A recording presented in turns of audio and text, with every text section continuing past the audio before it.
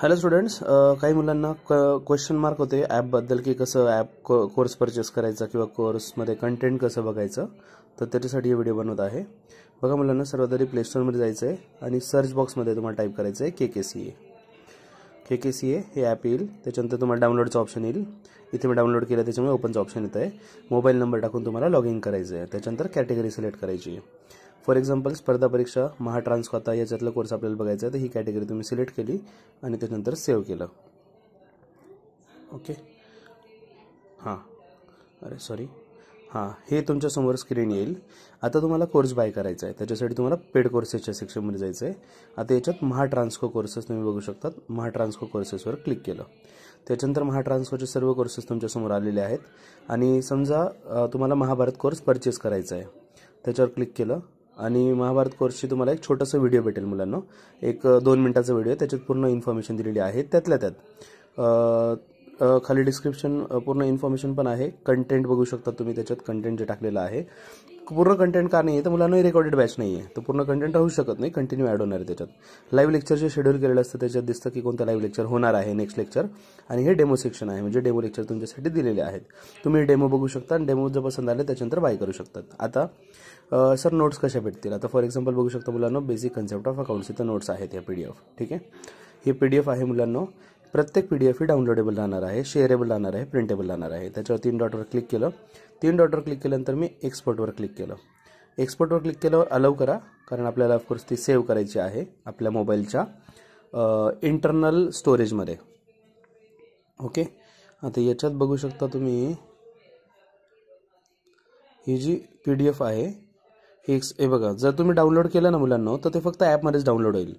तो कोणाला जर वाटत असेल की डाउनलोड केल्यावर होऊन जाईल, तर ते ॲपमध्येच डाउनलोड होईल. Open in web, for example open in वेबवर मी क्लिक केलं. आता ओपन इन वेब केल्यावर बघा हे ऑप्शन येतं आहे. ठीक आहे, तर याच्यातून सुद्धा तुम्ही हे बघा, इथं डाउनलोडचं ऑप्शन वरती बघा हे ॲरो दिसत असेल. तर इथे डाउनलोडवर क्लिक केलं आणि प्लीज वेट आलेलं आहे, म्हणजे ते PDF डाउनलोड होते आहे इंटरनल स्टोरेजमध्ये. असं पण एक ऑप्शन आहे. एक्सपोर्टसोबत हे पण करू शकतात. ठीक आहे, हे बघा ही PDF डाउनलोड झालेली आहे आणि तुमच्या मोबाईलमध्ये जे पण ॲप असतील त्याच्या यूजने तुम्ही बघू शकतात.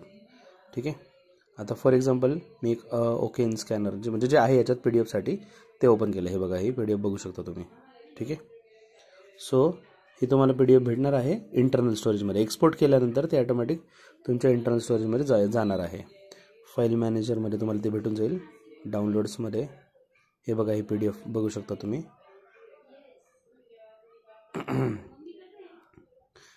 याच्यात नेमकं काय मुलांना, PDF ॲक्सेसिबल जे ॲप असतं ना, PDF सपोर्टेड, तर ते नाही आहे डायरेक्टली. नाही तर हे डायरेक्टली ओपन होतं. हे बघा, आता हे PDF सपोर्ट करतं ॲप. तर हे बघा, हे त्याच्यात बघू शकता तुम्ही नोट्स.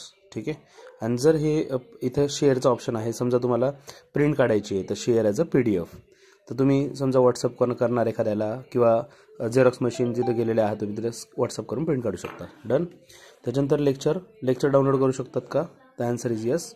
नक्कीच डाउनलोड करू शकतात.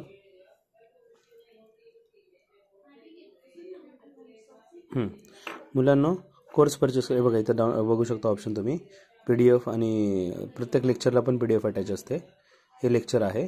लेक्चर पण डाउनलोडचं ऑप्शन असतं. आता हा कोर्स आपण अजून परचेस केलेला नाही आहे, फक्त ॲप डाउनलोड केलं आहे म्हणून इथे डाउनलोडचं ऑप्शन दिसत नाही आहे. सर मग ते इंटरनल स्टोरेजमध्ये लेक्चर डाउनलोड होईल का, तर आन्सर इज नो. हे ॲपमध्ये जाईल, फक्त विदाऊट इंटरनेट तुम्ही बघू शकाल. हा एवढा फरक आहे. तर तुम्हाला हे सर्व गोष्टी इझिली ॲक्सेसिबल आहेत. आणि मुलांना बाय कसं करायचं ते पण 1 मिनिटात सांगतो प्रोसेस. तुम्हाला इथे ओपन केल्यानंतर खालीच बाय नावचं ऑप्शन दिसतंय.